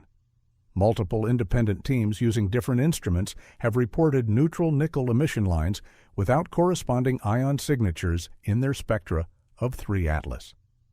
This is a genuine observational finding that has been replicated across several facilities and analysis techniques. However, the mechanism that creates this unusual chemistry is still unknown, and its reproducibility across different observation times and geometric conditions has not yet been fully confirmed. What would be definitive proof of this anomaly? The same spectroscopic signatures would need to appear consistently as 3I Atlas gets closer to perihelion and solar heating intensifies. Different instruments observing at different wavelengths would need to show compatible results. The temporal evolution of the nickel emissions would need to follow patterns consistent with thermal models of nucleus heating. Only when these multiple lines of evidence align can the scientific community shift from interesting if true to an established phenomenon that needs an explanation. The question of the nucleus size and shape beneath the carbon dioxide shroud is another pending mystery that shows the limits of current observations. Hubble's upper limit of about 5.6 kilometers provides a constraint rather than a measurement, establishing what the nucleus cannot be rather than what it is. The actual solid core could be significantly smaller, irregularly shaped, or have surface features that are hidden behind the optically thick coma. Future observations might resolve this uncertainty in several ways. Radar observations, if the comet comes within range of planetary radar systems, could potentially penetrate the coma and map the nuclear surface directly. Thermal infrared observations might detect heat emission from the solid core that is less affected by gas absorption than visible light. Most intriguingly, if the carbon dioxide shroud starts to thin out as the comet moves away from the Sun after perihelion, direct optical observation of the nucleus might finally be possible. The jets and tail question highlights how observational limits can create apparent mysteries that are later solved with better data or different viewing conditions. Current reports of no obvious jets or a featureless coma must be understood as specific to the time and instrument, rather than as definitive characteristics of the object. Jets that are narrow, pointing in unfavorable directions, or hidden by the carbon dioxide shroud might become visible under different geometric conditions or with higher resolution observations. Mars-based observations planned for early October offer perhaps the best chance to resolve this uncertainty. European Space Agency orbiters, positioned much closer to 3 Atlas than Earth-based telescopes, might detect jets, streamers, or asymmetric features that are below the detection threshold from my home planet. If such features are seen in Mars Vantage observations, it would show that the apparent uniformity seen from Earth is due to observational limits rather than a true absence of structure. The carbon dioxide to water ratio is another measurement that lies in the uncertain space between a preliminary finding and an established fact. Multiple sources have reported ratios around 8:1 carbon dioxide to water, but these figures come from the analysis of single-epoch observations that may not tell the comet's full compositional story.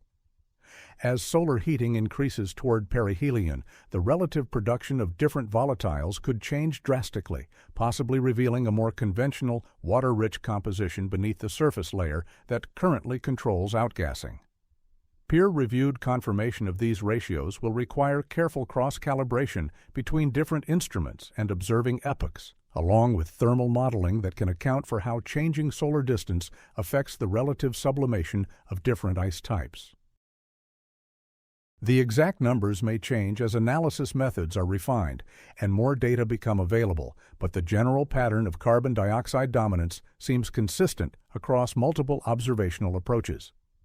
The cyanide emergence documented in mid-August observations adds another piece to this evolving chemical puzzle. The temporal correlation between cyanide detection and nickel emissions suggests I am watching a complex chemical system respond to increasing solar heating. However, the parent molecules that produce cyanide radicals, the specific thermal conditions needed for their release, and the implications for the overall nucleus composition are still subjects of ongoing analysis. The coordination between the James Webb Space Telescope, Hubble Space Telescope, SPHERICS, and ground-based facilities represents an unprecedented multi-wavelength campaign to study an interstellar object. Each instrument provides unique capabilities.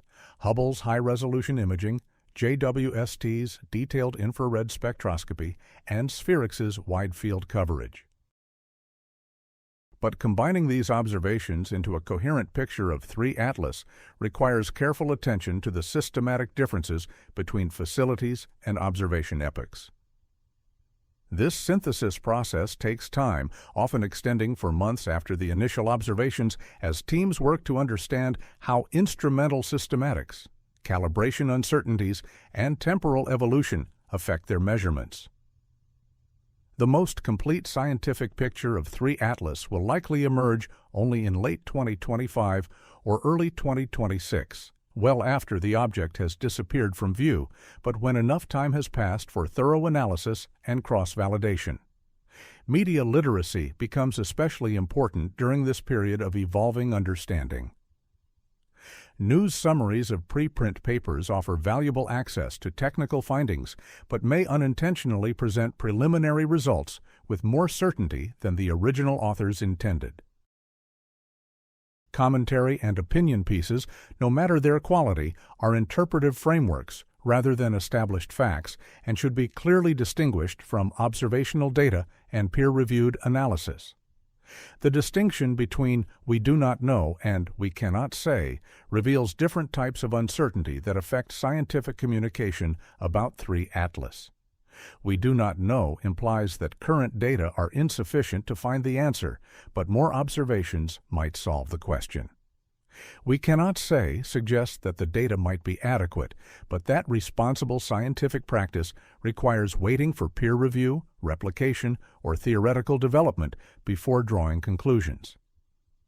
Both types of uncertainty reflect the careful process by which reliable knowledge is built from partial information. In astronomy, where phenomena often occur on timescales and distance scales that prevent controlled experiments, this cautious approach becomes particularly important for maintaining public trust in scientific institutions and avoiding the kind of spectacular retractions that can damage confidence in the research process. The questions that will likely remain even after 3 Atlas disappears from view illustrate the inherent limits of studying interstellar visitors with current technology. I may never know the exact composition of the nucleus core, the details of its formation environment, or the complete story of its journey through space. Some mysteries may stay forever unsolved simply because the observational opportunities were too short and the technical challenges too great for a complete resolution. This acceptance of partial knowledge represents a mature understanding of how science works at the frontiers of the possible. Not every question has a definitive answer. Not every mystery can be solved by investigation, and not every unusual phenomenon can be fully explained with current tools and techniques. The value lies not in complete resolution, but in the advancement of understanding, the refinement of questions, and the preparation for better investigations when similar opportunities arise in the future.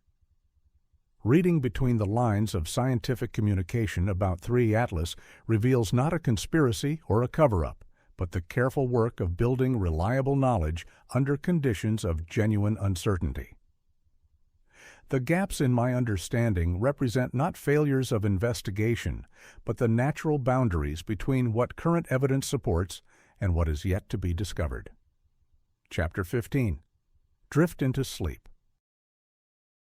As I approach the end of my exploration of the mysteries surrounding 3 Atlas, the cosmic visitor that came from interstellar space shrouded in chemical riddles and spectroscopic whispers, it is worth taking a moment to consider what this story reveals about my place in a universe far stranger and more diverse than I sometimes dare to think.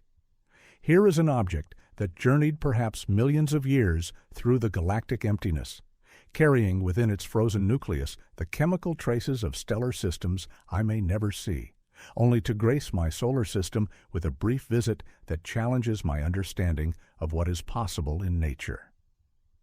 The nickel without iron stands as a gentle mystery, reproducible across multiple instruments, yet not explained by current theory. Like a cosmic puzzle written in wavelengths of light, it reminds me that the universe still holds secrets that do not yield easily to my most sophisticated analysis. Whether this unusual chemistry is a result of exotic formation environments around distant stars, processing by interstellar radiation over eons of cosmic travel, or mechanisms I have not yet learned to recognize, it speaks to the variety of conditions and processes that exist beyond my familiar solar neighborhood. The carbon dioxide shroud that hides 3 Atlas's nucleus acts as a metaphor for the partial knowledge that defines so much of astronomy. I see what the comet chooses to show: its gaseous emissions, its dusty coma, the spectral signatures of molecules escaping into space. Meanwhile, the solid core that holds the answers to my most fundamental questions stays hidden behind its own atmospheric veil. This concealment is not deliberate obscurity, but simply the way complex natural systems interact with the tools I have to study them. The temporal evolution I have observed, from the quiet July discovery through the appearance of cyanide emissions in August to the approaching perihelion drama of late October, shows how astronomical objects exist in their own time, following schedules written in orbital mechanics rather than human curiosity. I am an observer of a performance that started millions of years ago and will end when 3 Atlas vanishes into the cosmic darkness, leaving behind only the data I have managed to collect during this brief meeting of paths. The careful language of scientific communication, analysis ongoing, preliminary results, and further observations planned, reflects not institutional secrecy, but intellectual humility in the face of genuine uncertainty. When faced with phenomena that do not fit established models, responsible science moves forward with the kind of methodical caution that can seem frustrating to those who want immediate answers, but that ultimately produces knowledge reliable enough to build on. This is perhaps the most profound lesson contained in the 3 Atlas story, that silence often indicates care rather than concealment, that unanswered questions are opportunities for discovery rather than failures of investigation, and that the boundaries of my knowledge define not limitations, but frontiers waiting to be explored. Consider the 2 narrative paths that are still open as I drift towards sleep. In one story, 3I Atlas is the natural but exotic product of stellar environments different from my own, a cosmic ambassador carrying the chemical signature of formation processes that operate under conditions different from those that created my familiar solar system. Its unusual properties become windows into the diversity of planetary formation across the galaxy, teaching me that the universe creates comets in ways I have not yet learned to expect. In the alternative story, presented clearly as speculation rather than a conclusion, 3 Atlas might represent something that challenges my assumptions about what occurs naturally in the cosmos. The combination of unusual chemistry, hidden structure, and anomalous behavior might point toward processes or origins that stretch the boundaries of conventional explanation, opening up questions that could reshape my understanding of what is possible in the universe I live in. Both stories remain consistent with current observations, and both will likely persist until more data shifts the balance of evidence toward one interpretation or the other. This coexistence of possibilities is not a failure of the scientific method, but an honest acknowledgement that complex phenomena often allow for multiple explanations until enough evidence is gathered to distinguish between them. The observations planned for the coming weeks, the Mars Vantage studies, the perihelion monitoring, the post-conjunction follow-up, will add new chapters to this developing story. Each spectrum, each image, each measurement will either support or challenge existing hypotheses, gradually building the evidentiary foundation needed for confident conclusions. But even after 3I Atlas fades beyond the reach of my instruments, some questions will likely remain open, awaiting the next interstellar visitor to provide more pieces of the cosmic puzzle. This is the nature of frontier science: partial answers leading to better questions, mysteries that reveal deeper mysteries, and knowledge that grows through the patient accumulation of observations and the careful evaluation of evidence. The universe operates on scales of time and distance that are far beyond human experience, following physical laws that sometimes produce phenomena that seem impossible until I learn to understand them. As I let these questions rest for now, carried by the gentle current of cosmic time toward whatever revelations await, I can find peace in the knowledge that the same sky under which I sleep is crossed by visitors from distant stars, carrying stories written in chemistry and physics that I am slowly learning to read. The cosmos whispers its secrets in many languages, in nickel emissions and carbon dioxide shrouds, in orbital mechanics and spectroscopic signatures, and I am gradually becoming fluent in its vocabulary. Sleep well under the same sky that 3 Atlas is crossing on its journey from one stellar system to another, carrying its mysteries through the space between worlds. When you wake, it will be a little closer to perihelion, a little more active, a little more willing, perhaps, to reveal the secrets it has guarded during its long journey through the galactic night. The calendar pages turn toward late October 2025, when this interstellar wanderer will make its closest approach to my sun before beginning its journey back to the cosmic void.